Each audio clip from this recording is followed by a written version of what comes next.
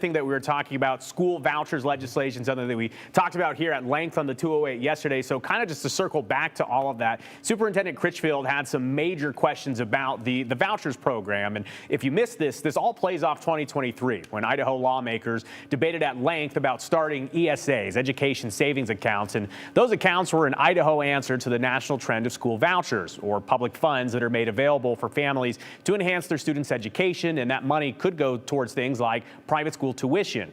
After several runs from different angles, the legislation stalled in 2023. But if you fast forward to just a few weeks ago, a new concept has entered the conversation. House Bill 447 creates a special tax credit for up to $5,000. Parents or guardians of an eligible student could use that for qualified education expenses. And that includes K-12 tuition and fees related to attending a non-public school, tutoring sessions, taking assessments to determine college admission, textbooks, curriculum, transportation.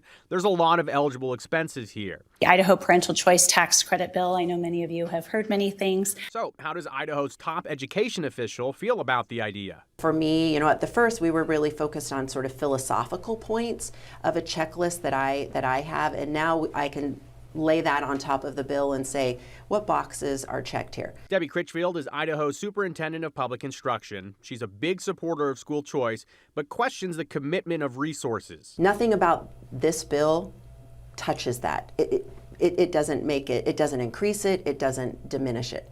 And so if it doesn't increase where I personally feel our focus needs to be, then I start to look and say, what are some of the things that it doesn't do? I don't know that having a bill put forward that doesn't predominantly focus on needs-based, that was a concern. So then I have to ask myself, are we simply paying parents who are already sending their kid to a private school? Because really this is what that's about.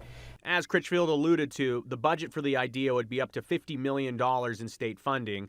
Essentially, the first $40 million is refundable tax credits on a first-come, first-served basis.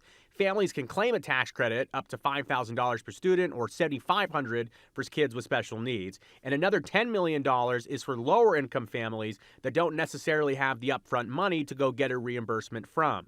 Critchfield believes the money dedicated to the idea could be utilized differently. I think an important lesson that we can learn when we look at other states, because we've had a lot of people come from out of state and say, hey, Idaho, how come you're not doing all these things?